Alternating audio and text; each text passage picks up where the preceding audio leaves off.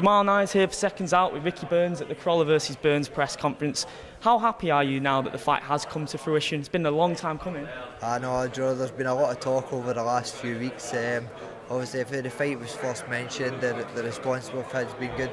I'm sure it's going to be a great night of boxing, but it's going to be a tough, hard fight, but it's one that I'm confident to get out and win. Are you seeing yourself getting dug in the trenches, getting it turned into a dogfight in this fight? I mean, that's what, when the fight was announced, that's what I saw in my head. I'm sure a lot of fans saw that. Actually, I don't want to give too much away now. Obviously, as Anthony said during the press conference there will come a time in the fight when the two of us will bite down and we'll go for it. But you know, like I said, when you're in that ring, anything can happen. It's obviously about how you can adapt when you're in there. And you know, I'm sure Anthony will get his all in training as I will, and the best man will win on the night. You guys have sparred before. How do you value that experience going into the fight? Does it affect your game plan, or is sparring something completely different? Sparring, but when we sparred, it was like years ago. You know, I can't even remember when it was, so you can't really look too much into that. Obviously, both of us have went on and come on in our careers and we've improved. So, the fans are going to win with this. It's going to be a good night. This is a massive fight night with huge implications for both the winner and the loser. Is this high pressure situation something you thrive under as a fighter? Actually, I try and treat every fight the same. When the fight was first spoke about, obviously both of us were in the same boat. We've just coming back after a loss, and we're looking for that big fight, obviously, to get us back into the title contention. And as Eddie just said today, the possibility of the winner going on to challenge for another world title. So you don't need any more incentive than that. I think in the build-up to this fight, I think everybody knows they're not going to get any trash talking or anything like that. No kicking off or anything.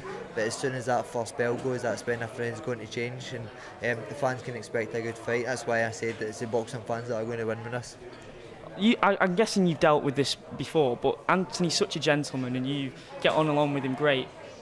Have you ever thought maybe it's going to be difficult to flip that switch come fight night? No, not at all. Joe, the way I treat boxing as my job, and it's just the way I've always been. Obviously, the guys that I've fought before, even like Kevin Mitchell, for example, before we fought, like we had sparred before, we were pals with friends on Xbox Live, so we'd be on playing Call of Duty and stuff like that at night. But you know, boxing is at the end of the day, it is a business. As soon as that first bell goes, you do what you need to do to win.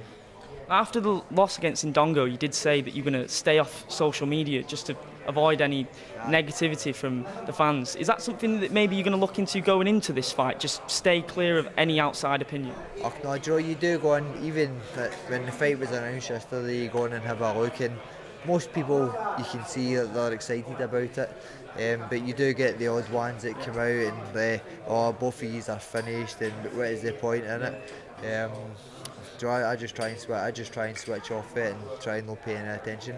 Now, some people are saying, you know, the loser might be facing like hanging the gloves up, maybe retirement. You've said countless times, like, I don't want to retire. I want to carry on. How annoying is it that even when the fight is being promoted, it's still being talked as a possibility? No, I know, Joe. They're still mentioning it just now, but Joe, I've always said.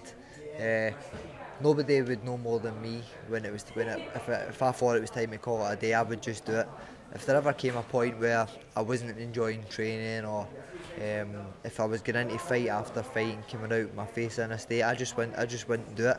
And I've always said I want boxing totally out of my system before I even think about packing it in, because the last thing you want to do is retire, pack it in too early, and then you end up coming back like a year out the line. So no, I want to get all my wars out. I'm sure this is going to be another war, and I can't wait for it come fight night. Thanks a lot for speaking to us. Right, no Thank problem. you. Cheers.